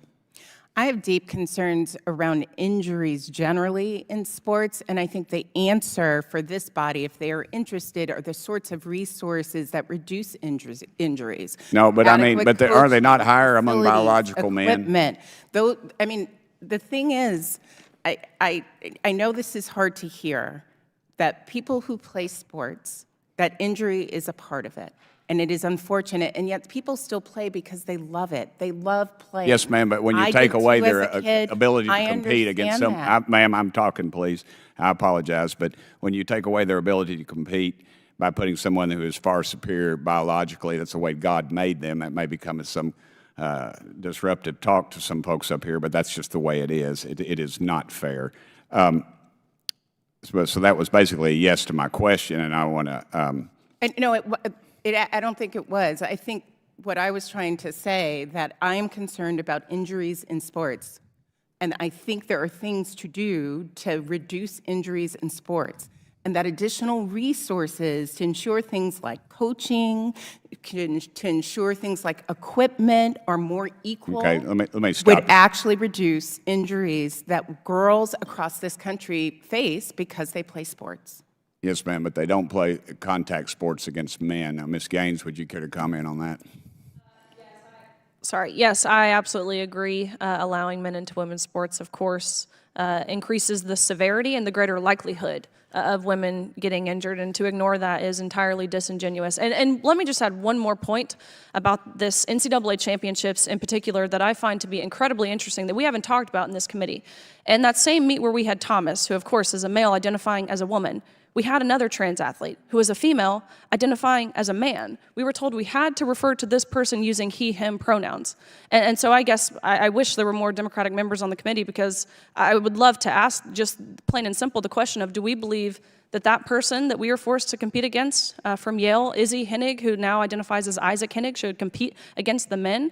And why did this person compete with the women? And I can answer that question. It's because Izzy, now Isaac, would never and will never be able to compete at the same level against the male. So not only were we faced, facing this discrimination against male athletes, we also had a female identifying as a man competing with the women, which I have no problem with if there was no testosterone being taken. Thank you all, and thank you, ladies. There are Democrats on this committee. They just chose not to be here because this is obviously such an obvious answer to these questions. Thank you, Chair Lady. Thank you. The chair now recognizes Mr. LaMaffa for 5 minutes. Thank you, Madam Chair. I appreciate you allowing me to sit in on committee here today. It's a lot of contentious discussion here today. We've seen a lot of name calling, people referring to people with different ideas or disagreements as some type of phobes, transphobes or homophobes or whatever, and that's not really a place where you have ideas or discussion about differences of on important issues. So I've even seen in my home state of California where parents would want to talk with their children about if they're feelings of wanting to associate with another gender, for example, that our California legislature has shut down the ability for kids to have counseling. So if there's phobes on this, and I saw at the beginning of the hearing, Ms. Gaines was moved by a Democrat member to have her words taken down because she cared to disagree with the name calling that was being called her, and instead put one back on, say, well, maybe you're a misogynist for not agreeing, you know. So it's pretty discouraging that you can't have a rational conversation here, so, or even counseling for kids in California. It looks a lot like canceling to me. So I wanted a question for Ms. Graves there. Now, you're the president of what's known as the National Women's Law Center, right? That's correct. Okay. So we saw this report where a girl on a school trip was forced to share a bed in a motel room, I guess for expediency. I think she was about 7th grade, and a boy was probably about 7th grade. Does that seem like a good idea at that age, and what would the parents think about it, let alone what would the girl think about that? Is that a policy that your organization would support? I'm sorry, I'm struggling to understand the example that you're talking about. There was a school been widely trip where reported boys that, and girls were sharing a bed. Yeah, I have never heard of a school this trip. happening. Well, as a policy, as a generic policy, what would you think of that? I would advise that schools not require their students to share beds. Well, I mean, I don't. Maybe for expediency for a trip, girls with girls, boys with boys, whatever, if that's what they came up with. In this case here, because they wanted to protect this identity, they forced this girl to be in that situation sharing with a boy. Does that seem like a good idea to you? So are you trying to call a transgender girl a boy? I'm just trying to understand the example that you're giving me. But in any event. You know what I'm talking about. So here's what I would say. I would advise schools to not have students share beds. I would advise schools to be really clear. If in this case, they required it because that's what they did, and they required this girl Well, to I be would with boys, advise so against it. So I would say that is not a good idea. Schools have a longstanding obligation let's move to a different question. Harassment and let's move to a different question. Conditions where students can thrive. In general, it doesn't sound like that's for girls and women's safety. So I have not heard your organization yet speak out against the horrific or condemn publicly what's gone on with Hamas and the Jewish women that were dismembered by rape, by torture, the dehumanizing of Jewish women. Would you like to clarify for us how your organization would feel about that? So rape in conflict and the information that's come out about what happened to women in Israel is horrific and devastating and god-awful. Well, many lead organizations have not even expressed anything. It seems to be pro-Hamas. Is your organization willing to go on the record and say we're against what Hamas did to women? We're against Hamas. So I should just be really clear. I don't support groups, but I also don't do global work. I Okay. work in the All United right. States on gender All right. justice I'll reclaim my issues, time. Thank you. But I am an expert on Reclaiming my sexual time now. violence. Okay. And rape is horrific in any setting, and the fact Sure. that in the context Reclaiming my of time, war please. and Ms. Gaines, I would like conflict, to switch a question to you. this is so important, and I don't want to lead any You didn't answer the misunderstanding. question directly, and that's He's reclaimed his time. Okay. So, Ms. Gaines, again, you've been courageous in your battle with the name calling and the stuff that happened in San Francisco. Let me talk about real quick, when you have transgender athletes, as they're called, participating in a sport, and let's say in track, for example, the top two are former males, they claim the top two spots. They qualify for scholarships in college, the first two places at the the national meets. What does that feel like for the girls? Do they, A, want to start boycotting games where there's males playing, or do they just want to give up altogether? What is that going to do for women's sports if more and more of this happens? It's certainly a mix. There are some women who would love to boycott, but we've been told, you signed a scholarship. So there's fear of retaliation from your school. There are some women who were so discouraged they quit. Speaking of, again, the case that we saw with Leah Thomas, I know I've referenced it a lot, but it is, of course, my lived experience. The University of Princeton had, I believe, 13 of their swimmers quit the sport entirely to stop playing. Being in the Ivy League, having to deal with this time and time and time again. And after talking with those girls, they explicitly stated they quit because they were subjected to allowing men into their sports and locker rooms. So if girls don't want to share a bed, they don't want to share a locker room, if they feel like they're being violated and they find they sit out the sport, is that really good for example, executives? 94% of executives have been in women's sports. Probably not good for them, huh? Thank you. The gentleman's time has expired. Thank you, ma'am. I appreciate it. Thank you. Thank you.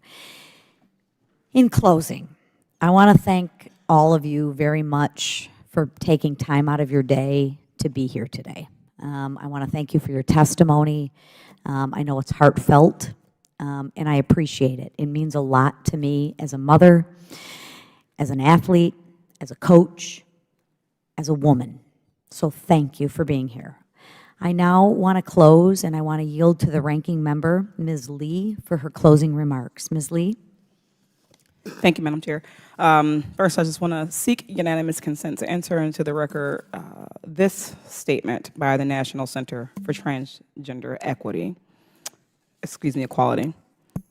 A recurring theme. So ordered. Thank you. A recurring theme from my Republican colleagues and their witnesses is that trans girls are more likely to injure other players during sports.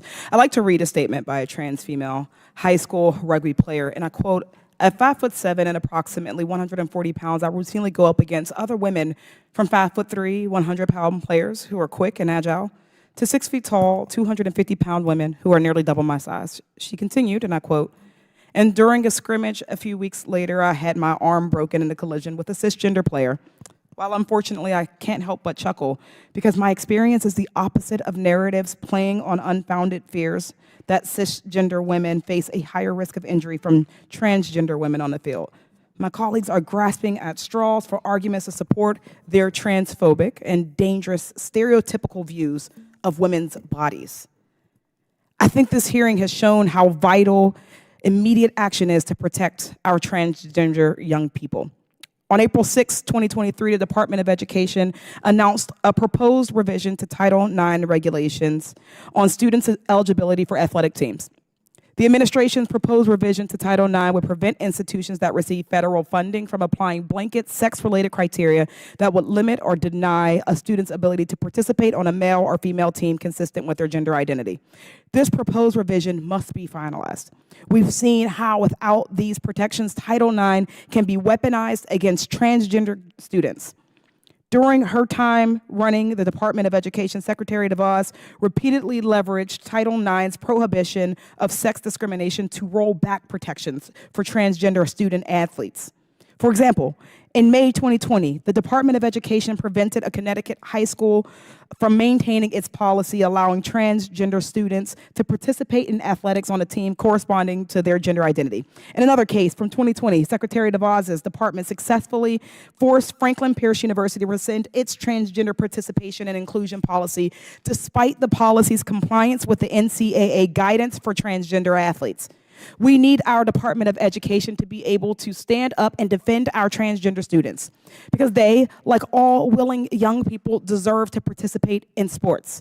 Transgender youth participate in sports for the same reasons as everyone else, to build and nurture friendships, increase self-esteem, and develop crucial skills like teamwork and discipline.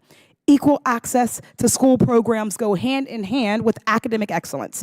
The Trevor Project found that transgender and non-binary athletes had significantly higher grades than their transgender and non-binary peers who do not participate in sports. You do not have to be an expert on what it means to be transgender to understand that singling out a small group of youth who simply want to participate with their peers is not how we, as elected officials, should be spending our time. These youth already face stigma and bullying, and these attacks only exacerbate those challenges. Youth sports should be open to all, and policing the bodies or appearances of our youth hurts everyone. The anti-trans sports bills being signed into law across the country seek to create a problem that just doesn't exist, all for the sake of perpetuating hate against vulnerable groups. This isn't about preserving competition in sports. It's a way to mobilize would-be voters by turning trans rights into a political football. I encourage the Department of Education to prioritize finalizing this proposed revision to protect our transgender youth. And I encourage my Republican colleagues to stop picking on kids. I yield back. Thank you, Ms. Lee. Whatever happened to I am woman, hear me roar? What have we lost our minds? I sat here and listened to every label imaginable. I am here to protect women, girls. My God, why do I have to apologize for that? We spent decades trying to protect women, and you know what? We won. We won. So I will not apologize now or ever for trying to protect my daughters and women in sports. And that's what this hearing was about. Protecting women. So you know what? I am a woman, and let me tell you, hear me roar, because I will not stop protecting women. You want to know why? Because we have rights too. Women have rights too. And our daughters have rights too. Let me be explicitly clear on that. And I will never stop protecting our daughters. I will never stop protecting women. That is my job as a mother, and it is the right thing to do. This hearing today has been extremely informative and heartbreaking. Frankly, I am mystified by the Biden administration's shameless failures to protect women's rights. We talk about protecting women's rights like that's such a bad thing, that's so evil to protect women's rights. Have we lost our mind? The administration's proposed Title IX rule will rewind decades of progress in women's rights. The Biden administration is weakening Title IX by allowing all males who identify as women to participate in women's sports. Okay, identify as women. How about just be a woman? Why can't I protect my women? Why can't I protect my daughters? Title IX was implemented by Congress to give women equal educational opportunities, including within federally funded school athletic programs. No, we're not there. Do we have a lot of work to do? You're doggone right we do. But if this language gets in by the Biden administration, it will definitely not help women, I can assure you that. It will not help us on the progress route. The Biden administration's rule would eliminate women's sports as we know it. That's a fact. And you know how it starts? It starts little by little by little by little. All you got to do is look at it. It's called the salami mentality. Little by little by little. It starts by just a little, and then before you know it, look at our tax system, right? As we have discussed today, the Biden administration has no legal grounds to support this rule. Congress is the nation's lawmaking body, not unelected bureaucrats in the Biden administration. In a world where biological males compete in women's sports, women lose access to roster spots. It's true. It's not about your feelings. It is the fact. Women lose championships, records, and scholarships. That's just a fact. I'm sorry if it doesn't fit your narrative, but it's the fact. Women face serious injuries from contact sports with physically biological or larger biological males. Again, don't let the facts get in the way of a good story. Women face emotional trauma of exposure to biological males in spaces that should be safe and private for women, like the locker room. And why should women have to change all the time? Would have been nice if we got a little heads up, Riley, about, hey, we got a biological male competing. Would have been nice to have a heads up. Then maybe we could have put the curtain up. But we don't even bother to tell anybody. What about defending our women? What about defending my daughters? Don't I have a right? You know what? I say yes, I do. The proposed Department of Education rules will do nothing to preserve the safety or fairness of women's sports. This is about protecting girls and women. This is about protecting our daughters, our sisters, our nieces, and our granddaughters. And you know what? Lisa McClain is here to fight for them. That's why I've drafted a bill, Save Women's Sports Act, to protect sports and fair competition across the nation. Remember Title IX that we fought so hard for? My bill prohibits any school or university that receives federal funding from allowing biological males from participating in women's sports. So you can do it. We're just not funding it. If schools violate the provision of this bill, they lose access to all federal funding. You can be who you want to be, but the American people don't have to fund it, especially since about 70% of them actually agree with me. Simply put, this bill will stop the pattern of unremarkable male athletes that switch to women's sports and suddenly come in first place. Men like those we have heard stories about, men like the ones we've heard stories about today. I ask my colleagues to join me in protecting women's sports by signing this bill. In closing, again, I want to thank our panelists once again for your brave and important testimony today. I'm sure you're going to get canceled. I'm sure I'm going to get canceled. But you know what that tells me? My ladder's on the right wall and I'm doing the right thing. Thank you for sharing your stories. I do appreciate it. And with that, without objection, all members have 5 legislative days within which to submit materials and additional written questions for the witnesses, which will be forwarded to the witnesses. If there is no further business without objection, the subcommittee stands adjourned. Yeah, no kidding.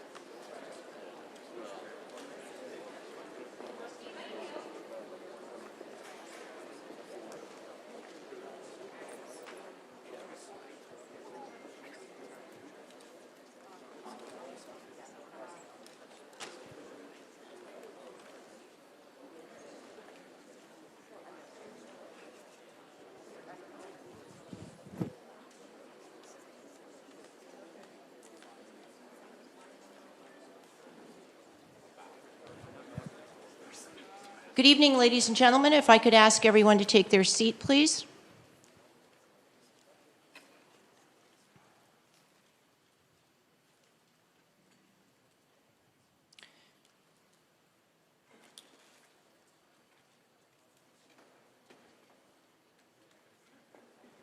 My name is Janet Brown. I'm Executive Director of the Commission on Presidential Debates, and I'd like to welcome you to the first presidential debate of 2020. There are a lot of people who have made extraordinary contributions to making this evening possible. And in a few moments, you will hear from two of our co-chairs to start the appreciation to those who have helped. Our third co-chair, Dot Ridings, is in Louisville, Kentucky tonight. Her leadership in debates goes back to 1976 and includes the presidency of the League of Women Voters. The CPD is the beneficiary of 33 years' worth of people who have been willing to put their name on our work. To all of those former presidents and chancellors of debate sites, to former moderators, to members of our Debates International Network who have set their clocks to 3 a.m. tomorrow morning to tune in live, we thank you with all our hearts. In 1987, Paul Kirk and Frank Fahrenkopf co-founded the CPD. I'd like to introduce the co-chair, Frank Fahrenkopf, and his colleague are also our co-chair, Ken Wallach, to start this part of the program.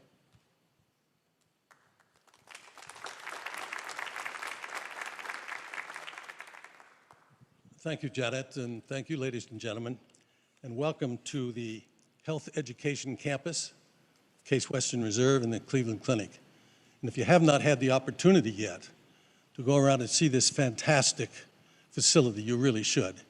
It's just a great tribute to everyone who's been involved with it, and it's so important to our nation.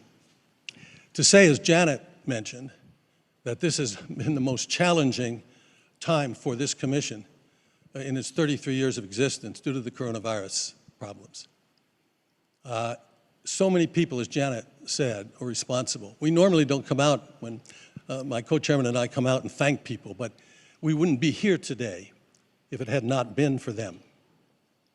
As we serve as both the sponsor and the producers of the debates, we have a crew of 65 people, most of which have been with us for years. Some of them go back to the first debates in 1988. And thanks so much to United Airlines, who stepped up to the plate and graciously provided to fly our whole crew from one site to another throughout the rest of the term of these debates. So we have a great shout out for United Airlines. Anheuser-Busch has been with us for 28 years, as has the firm of Crowell and Mooring in Washington, D.C. Also, special thanks to some people in the network business, in the journalism business, Pentagram, CBS News Radio, and Intercom Communications. In the hotel behind us, the Intercontinental, there's a tremendously large room, which is called the Media Filing Center. There's only, I guess, is about 700 people in there today. We usually have 3,000 to 5,000 people in the Media Filing Center. And so with the cut down that we've had to, and you can look around this audience, we normally have 900 people in the audience. You people are very fortunate to have the opportunity to be here tonight. But the National Press Club in Washington, D.C. tonight is hosting a media filing center for those journalists in Washington who couldn't be here tonight. And so we're very, very thankful for that. Many of you, I see faces here I've known and been in the audience before. There will be, in the estimate of most experts, close to 120 million people watching this debate this evening. It'll be on their TV sets, it'll be on their computers, it'll be on their iPads, it'll be on their iPhones, it'll be listening on the radio. And those 120 million, or however it works out to be, deserve to be able to listen and observe on this stage tonight.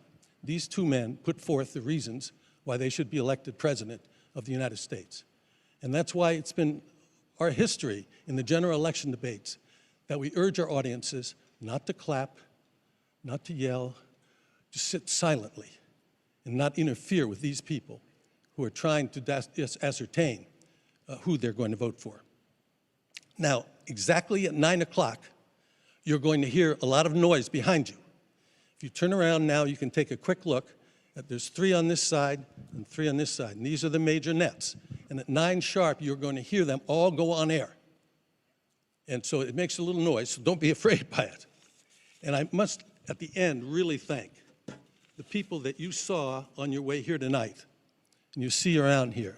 The United States Secret Service, the Federal Bureau of Investigation, Department of Homeland Security, and Clemson's University Media Forensic Hub that is working with us and monitoring the web and social media. So there's so many people to thank, and these men and women, and the police department that you saw outside, the local police department, who work so hard to keep us all safe and to keep our nation safe. So thanks. And now I'd like to introduce the newest member of the leadership team, Ken Wallach, who for 25 years ran the National Democratic Institute of International Affairs, NDI, and we're really excited to have him join us as co-chair.